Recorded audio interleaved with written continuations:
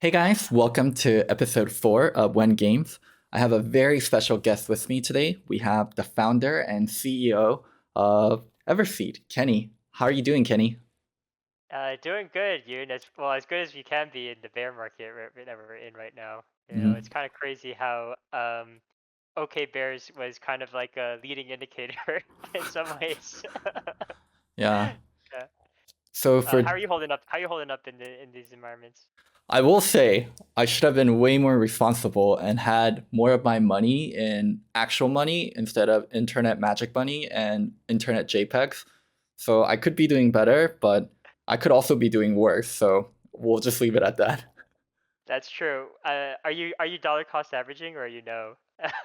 Oh, dude, here's the thing though, right? My it's a little personal, but I don't mind sharing. So my plan in like the next few years was to buy a place, and I had some capital saved up for that. And now I have to think about, do I want to buy a place or do I want to double down on crypto? Because bear markets are where true wealth is made. And That's true. buying ETH, Bitcoin, or Solana, like right now, could be an amazing move. Or we could go down even like 90% more. Like we could see single digit Solana, triple digit Ethereum. Like who knows what's going to happen, right? Definitely not me. If I was smart, I would have cashed out a while ago. So yeah, now I'm at this weird cross point where I'm thinking about, do I buy a house or do I buy more crypto? Yeah, for sure. I don't think that we've reached the bottom yet. I'm still waiting and to find good deals. I think you can still find really great deals, but um, it's it's I think what's really awesome about this, the silver lining on this kind of environment is those people who are really still invested in Web3 and really believe in the kind of like overall long-term vision of how it can really transform the world, especially with respect to financial inclusion. We're they're in here for the long haul, and so I think if you zoom out far enough, um, and you play the infinite game, like most people are going to come out the winners. But it's really hard to say when each day or each week you get a notification that's just like more red. I've just like Yeah. snoozed and paused notifications entirely. Yeah. Crypto is really hard and it's also very easy to be emotional with. You suddenly see your net worth double, sometimes even triple, and make money that you couldn't even dream of. Sometimes people make their old salary in a day or two, and that's a crazy thought to have. And they also sometimes lose 90% of your net worth in a day or two. That's also a crazy thought to have.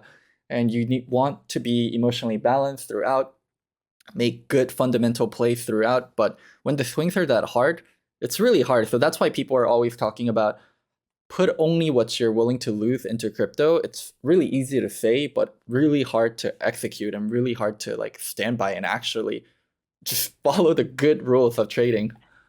Yeah, yeah, 100%. But Warren Buffett said it best, be fearful when others are greedy and greedy when others are fearful, right? So that's how he made a fortune. People are very, very fearful right now. We can say that for sure. Yeah, yeah. Well, Um, enough bear talk. I mean, probably not enough. We'll get more into building in the bear market. But for those of you guys that are first time getting introduced to Kenny, I would love to give them a warm intro on who you are, why we're doing this interview, and kind of what you've done in Web 2 as well as Web 3. So, yeah, can you tell us a little bit about your journey in Web 2 and what you've accomplished there? yeah, thanks, Yoon. Hi, interweb friends. um, uh, my name's Kenny. I'm the founder and CEO of Amihan, which is a studio formed by ex-Riot Games veterans last year, and we're building Everseed. Um, a little bit background on myself is that I was an econ major at Columbia that graduated into a career in TradFi, working at Goldman Investment Banking, covering financial institutions like banks and insurance companies, right after the credit crisis. So I was there on kind of ground zero with the Occupy Wall Street movement, except I was the bad guy, painted as the vampire squid sucking Main Street dry. So that always left a not so great taste in my mouth. So I decided to leave that industry and enter gaming, where I've been a virtual economist or monetization designer for 9 years or so.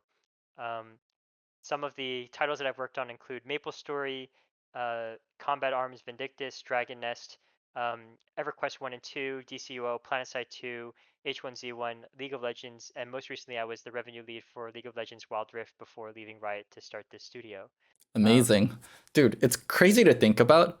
But for me, a lot of the games you mentioned, I'm sure people nowadays still know what League of Legends is. Even Zoomers like know what League of Legends is. Still maybe more familiar with Wild Rift. But Maple Story, that's a huge name. And it's crazy to think about. There's people nowadays like using internet that don't know what Maple Story is and has not played Maple Story, where it was almost like a cultural thing where if you grew up in the 90s or even the 2000s, you definitely played Maple Story or at least knew a bit because it was so big.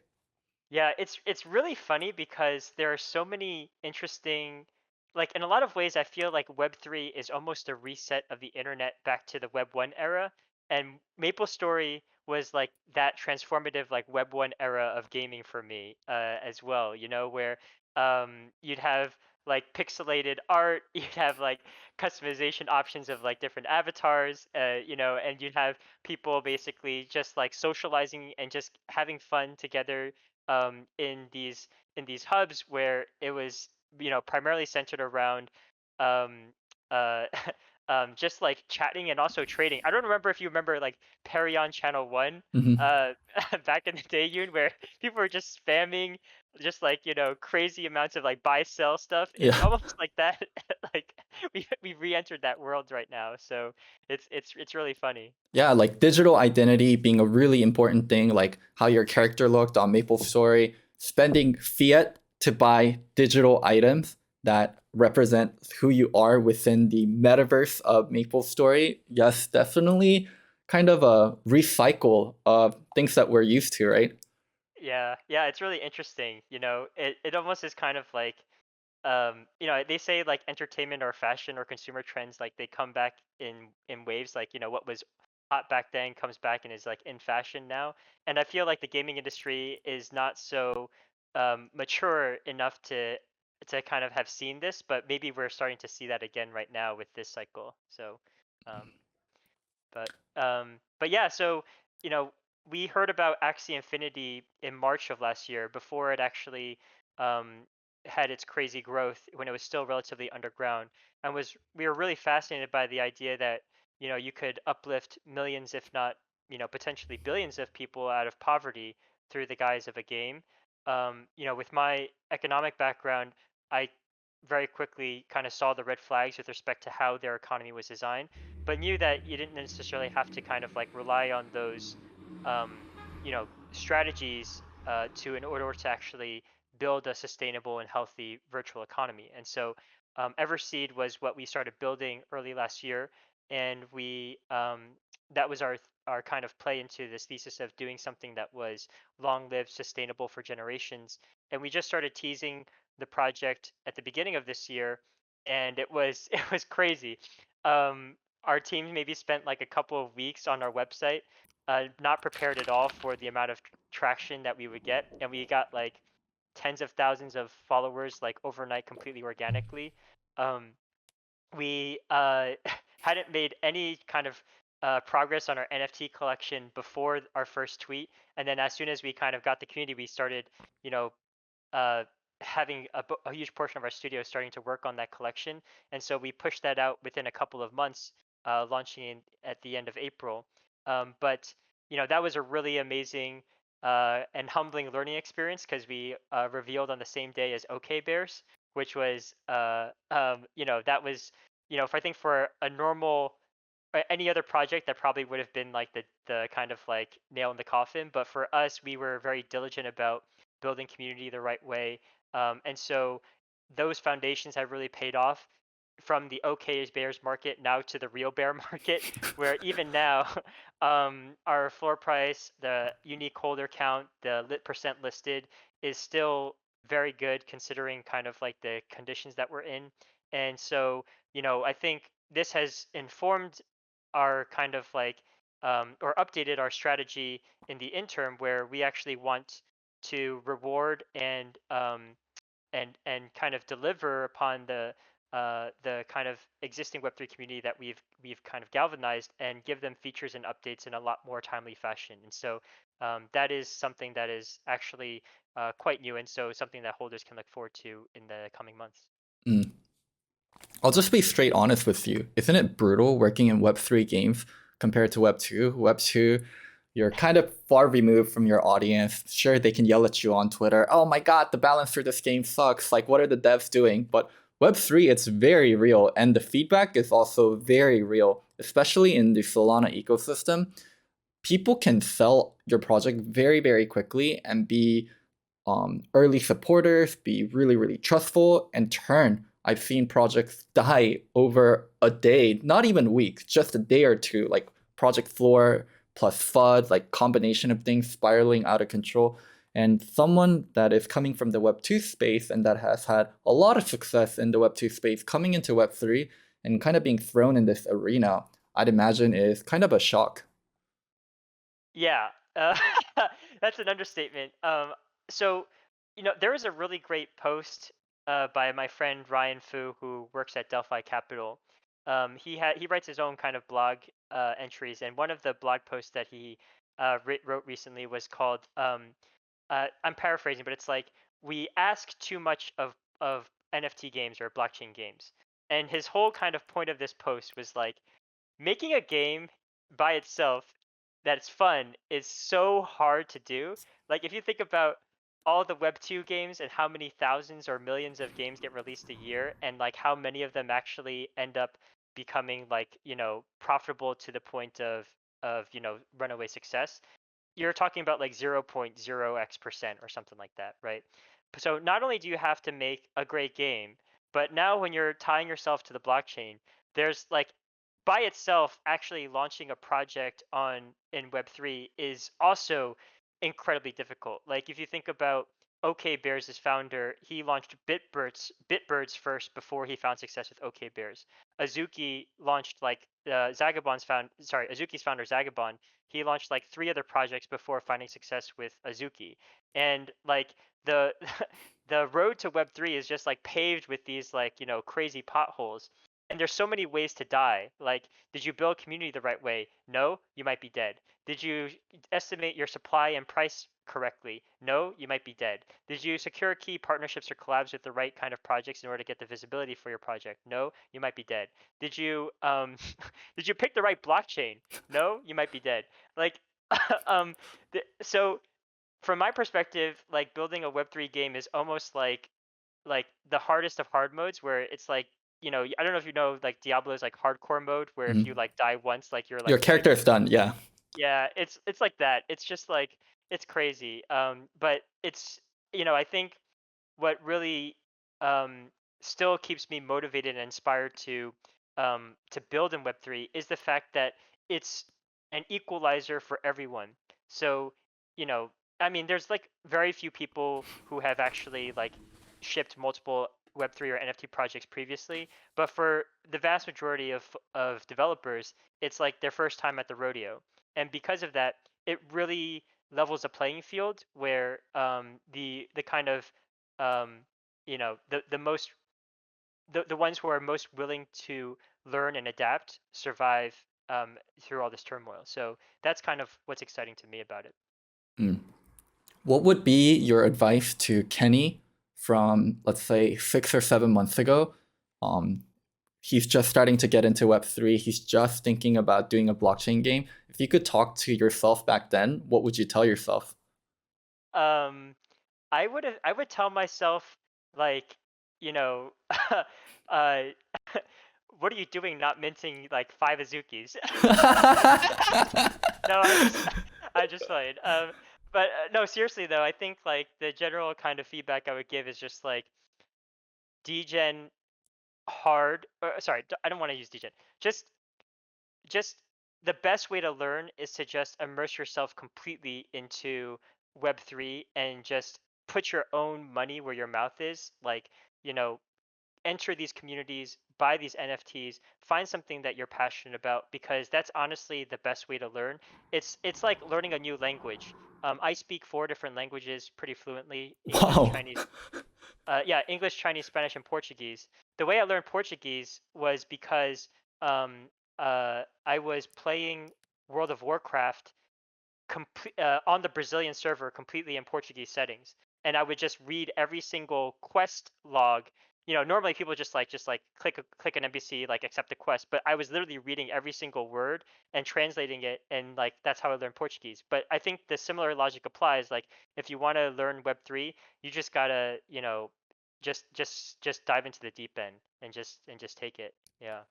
So one thing that we're doing now that we weren't doing before, at least I personally am doing, whenever there's a project that's applying for Launchpad, I ask if I can get a link to the owner's wallet, like the founder's wallet, to see like kind of their activities and how decent they are. And it's a really good way to know like what kind of person this is and how involved they are with Web3, right? Maybe they'll Yeah. have a few blue chips, and that's nice. Like you at least know about the big projects in the community. But when they have a lot of the degen mints and their wallet is just like chock full of stuff that even I haven't heard before, like, oh man, this is a project owner that I really want to work with. Like this person really understands the space. And it speaks really well Are you are of you the are you trying to talk about my wallet in a non in a non pseudo anon way? I actually didn't. I actually never looked up your wallet, but I knew you were Okay. Dizen from like the way you spoke and how we went about things. Like you sent the soul that you guys owe us for the mint, and you said the funds are seifu. I'm like, oh my god, Kenny. And you start off like our conversations and your greetings is like GM friends. I'm like, okay, Kenny, we get it. You're a Degen. Yeah, yeah. But it's impossible to fake being endemic to the space because everyone is so Yeah, tuned in, right? The yeah. average user, their session on Magic Eden is around 14 minutes. That's longer than TikTok. That's longer than pretty much any social media app that's out there. So, That's yeah, crazy. people are spending a lot of time when they are active traders. So, if you're fake or if you're trying to fit in when you really don't know that much of the space and you haven't been through the same turmoils that everyone has, you're going to stand out. So we want more and more endemic owners because, like you said, this space is impossibly hard to navigate. And if you don't know the pitfalls, then you're probably going to fall into one. Yeah. And I think this is one of the reasons why for us, like I think one of the biggest kind of problems that Web 2 developers, especially game developers, have is just this mentality of like trying to of like, oh yeah, my design or my idea is like the best secret sauce, and I have to protect it, and I have to like keep it safe, keep it safe, and not tell anybody. But that is like the exact opposite approach to how to succeed in Web3, in my opinion. Like we are so early that literally, so I saw this like A16Z State of Crypto report.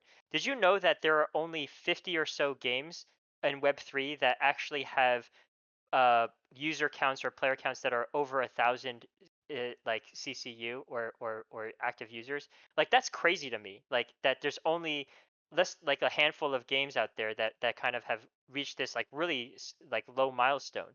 And the fact that and so it's like so early that really the best thing to do is for projects to collaborate with other projects to knowledge share, to be like, hey, did you talk to this project? Like they can help you out. Hey, did you think about this? You should be aware of this, like, or don't talk to this project. Like they're kind of shady, or like, I think like there's so much tribal knowledge that there's no really kind of great source of um there's no like great index, obviously, because there's no centralization of this yet. Um and so a rising tide lifts all boats, and it's really important. I think even though we got you know pretty shafted pretty hard from the OK Bears timing for our mint, like in general, I think it's like overall super positive that they brought in so much visibility into the Solana ecosystem from the ETH space. And so like long run, if you zoom out again and play that infinite game, like you're just well positioned if you just have the right mentality. Mm. Speaking more on games, how do you feel about crypto games at the moment? Because for me, what are the biggest games like Axie Infinity? That is more of a job for majority of the people playing it than an actual game, or StepN. The amount of success that StepN has is astonishing. And you can argue that they really are a game, but they aren't a game in the sense that what we're used to as Web2 gamers. It's not like a really fun core gameplay loop. I mean, walking and earning money is fun, but I wouldn't really classify it under a traditional game or a game that is competing with League of Legends, Valorant, Fortnite, these big AAA titles that people really do want to compete with and want to be the number one in the world. What is the state of gaming for you right now in crypto? Yeah, so right now I think that there are um so I'm going to so I think there's different categories of kind of like games in my mind, and I might be missing some of them, but in general this is kind of like where I see the landscape. On one side, so one category is basically like completely on-chain games. This is like Raid Party, this is like Dark Forest, this is like stuff that is equivalent to like Dwarf Fortress, where it's like only the super hardcore, like, folks who love like the kind of like underlying principles of Web3 in terms of like full decentralization, never trust developers, everything has to be on chain. Otherwise it doesn't matter. This is like the The Vitalik Buterins of the purist. world. Yeah, the purists, the Vitalik Buterins of the world, who basically made Ethereum because he cried himself to sleep after World of Warcraft devs nerfed his warlock. Like literally, that's you look at Yeah. his bio, and he literally like admits that that's the reason why he created Ethereum. So that's like one category of games, which I think caters to a very sub niche of a group of people. There's another group of games that are, um, for better or worse, they are. Um, they kind of follow the breeding or axie model. It's like axie, um, pegaxie, zrun, step in, kribata, etc.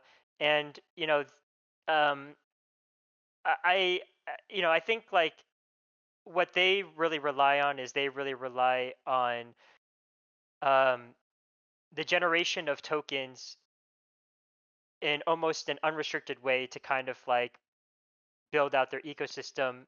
In my opinion, these games, I have my own opinion about these games, but I'm not going to share it publicly. But that is a category of games, right? You have games that are, I would say, that are, I guess, traditional Web 2 games, um, but have slap blockchain on top. And like this is like Phaeton Arena. This is like, um, and this in a lot of ways, it's almost like games that were um, so there's kind of like two subgroups within this category. It's like games that were in development and couldn't find a way to receive financing or funding in the traditional kind of like Web 2 route. And so they pivoted to Web 3 in order for them to actually kind of like continue sustaining. And a lot of these projects get like bought out from like people like Animoca or FTX, like Phantom Galaxies. FTX bought like Storybook CCG or something like that. Um, and and then the other kind of like subcategory within this group of games is like, you know uh, developers who may not necessarily have like strong design or development background, but they see like, oh, TFT is successful, teamfight tactics, so let's make TFT plus blockchain, aka Alluvium, right? Or they see, Clash of Clans is successful, let's make Heroes of Mavia, which is like Clash of Clans plus blockchain. So I'm probably missed some other kind of subcategories within this genre, but the reason why I wanted to highlight this last group is because one thing that's really fascinating about the history of the gaming industry is that, you know through the kind of like multi-decade cycle, you have innovations in technology that allow for new business models to develop. So, for example, think about like the transition from arcade to console, right? But every time that there is this kind of like new innovation that really changes the landscape of the industry, it takes a while for designers and developers to actually build good games that are understanding on a first principles basis how the technology and how the business model innovation actually allows them to make games differently. So let's talk about this arcade or console kind of like concept as a story. So, arcade cabinets existed because you needed a whole arcade cabinet to make a game. and this is really the kind of first um, way in which games were monetized as a service, where arcade owners would buy these cabinets and then they would create a physical shop where players would come in and they would literally put in quarters to fight in the machines.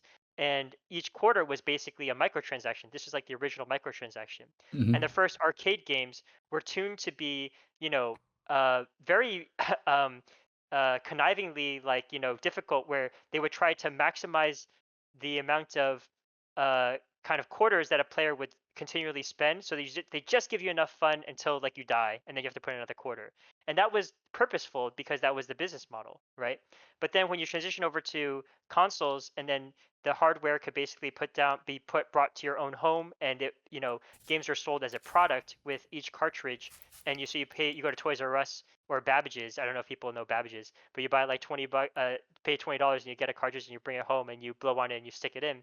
The original like first games that were for made for consoles, they were punitively hard because they were just ports from the arcade era, like Mario 1 or Mario 2. But the problem with the console is you can't stick more quarters in your home console until like Nintendo kind of like you know understood that with Mario 3, actually, because players are paying for it like a lump sum purchase, they should make a game that actually maximizes the total hours of fun and make it much more accessible as opposed to so difficult. And so you see this kind of cycle play out multiple times. And really, we haven't gotten to the point in blockchain games where kind of designers, developers are really understanding how this innovation unlocks new ways to play.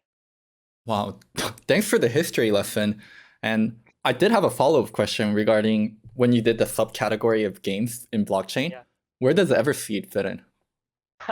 Everseed is, I want, our hope is that Everseed is the Super Mario 3 of Web3 games, where it's like we understand how this technology enables this business model. This technology and business model enables um, a kind of reinvention of how games can be made and how games can actually be played. And what we want to do is actually create something that nothing has ever been seen before in the current space. Well, that's a tall order. Yeah, it is. I know, but this is my time to show. You gave me this spot, so what am I supposed to do, dude?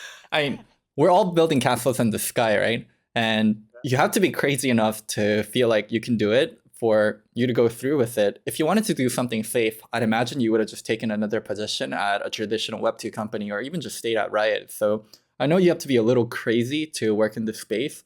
And to build a game in this space and to really fully believe in it, you have to be even a little bit more crazier. Yeah, yeah. Well, thank you.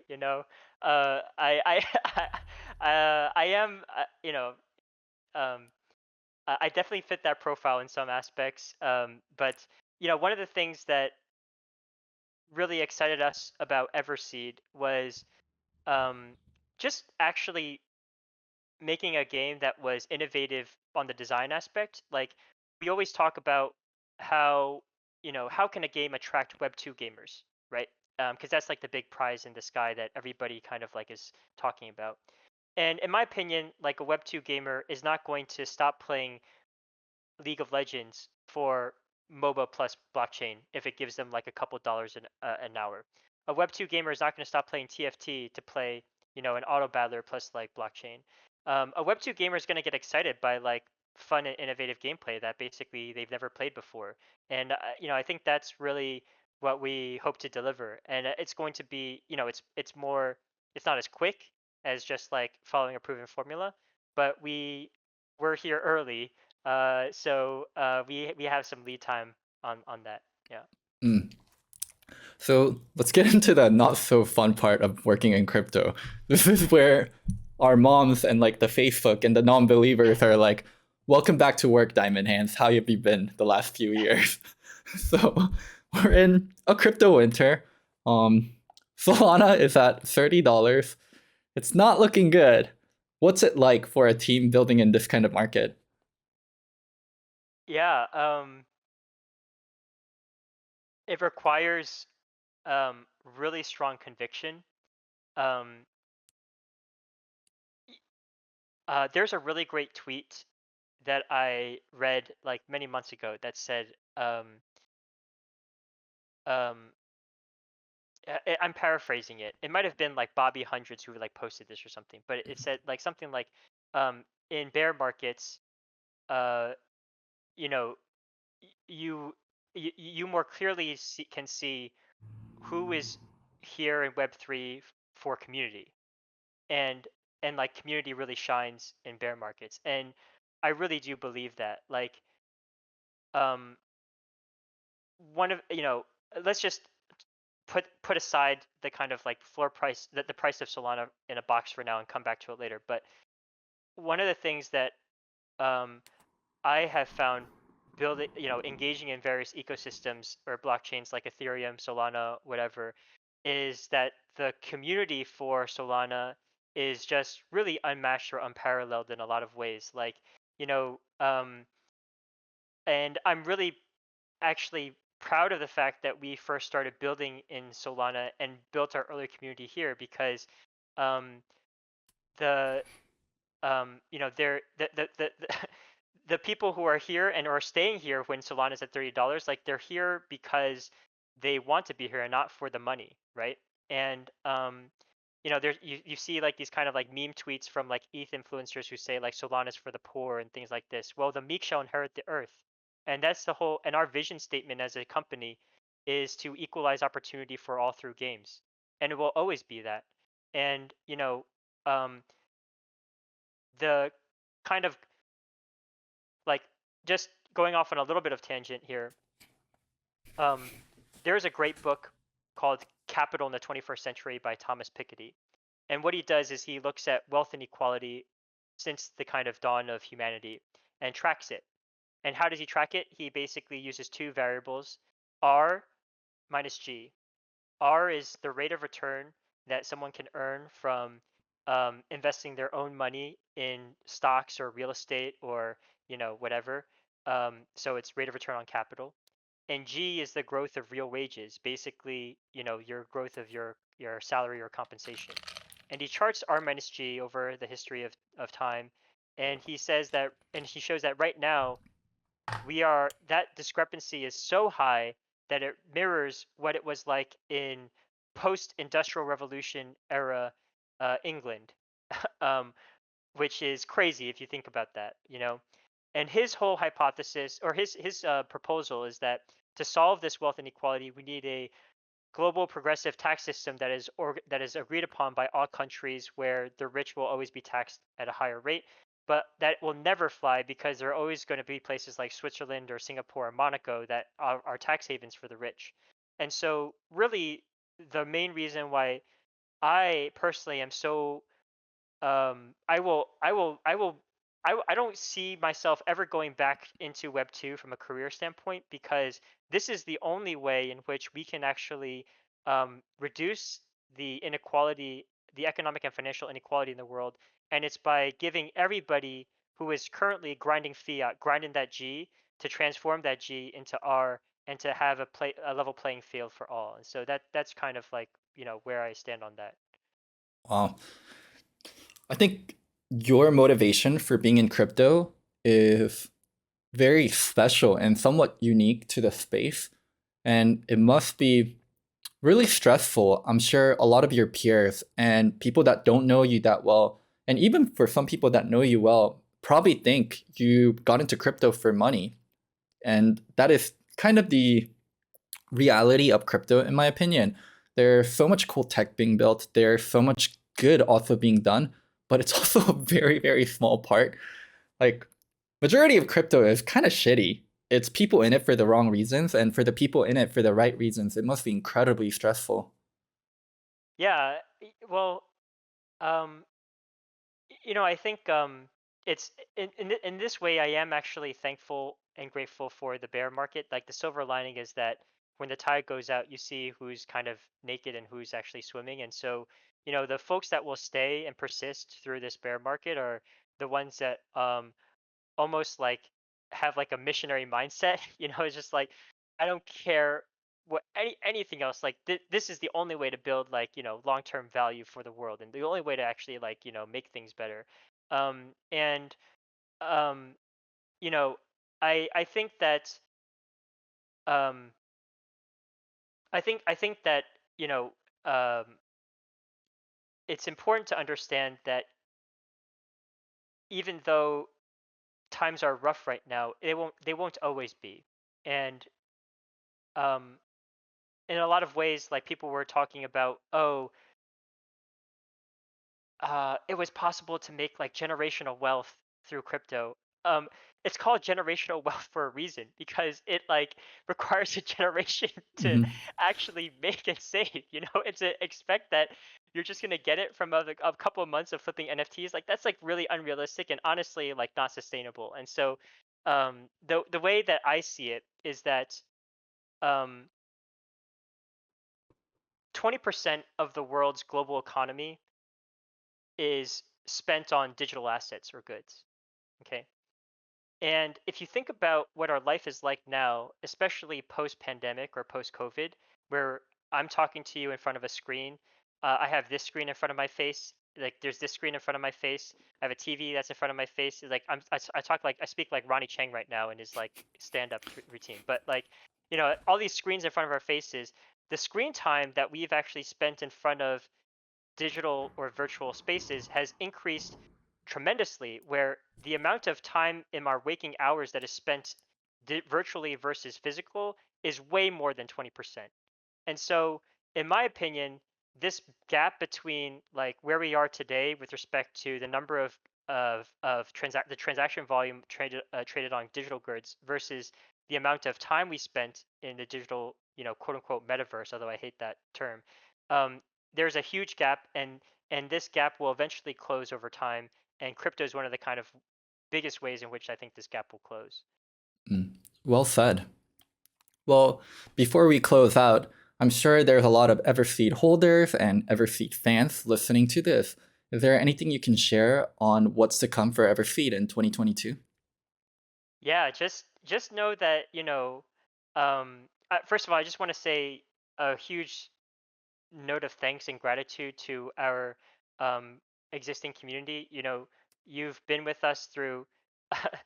So someone in our community said like, you know, the dev team for Eversea got dealt a shitty deck of cards or shitty hand of cards, but yet they're still playing it masterfully. And I kind of like really love that comment. And you know, I just want you all to kind of like know and understand and trust that we are new to the space of Web3, but not new to game development. And we are learning very, very quickly. And one of the things that we have learned and internalized is really um, updating our development and production processes to match the speed and velocity at which Web3 operates. And so, without kind of going into um, a lot of spoilers, because I feel like sometimes spoilers ruin the hype and the kind of like, uh, kind of the whole like excitement about Web3 in the first place is that we'll be shipping updates and features on a way more faster timeline than what we had previously planned. And so strap in, buckle in, and get ready for the ride. And we hope to just keep putting smiles on your faces each month. And so, yeah. So the devs are doing something. Devs are definitely doing something. Yes, devs are definitely doing something. Well, Kenny, thank you so much for being on this episode. It was really insightful to hear your point of view on the bear market, Web2 builders in Web3, also what it means to be truly Web3 and the ethos of Web3. And yeah, just thank you so much for spending the time with me today. Thanks so much, Yoon. It's always a pleasure and happy to hop on anytime. I love just chatting with you. You're a great friend. The Magic Eden and Solana community is really fortunate to have you be such a key kind of member. So thanks so much. Oh, that warms my heart. Bye, everyone. Cheers.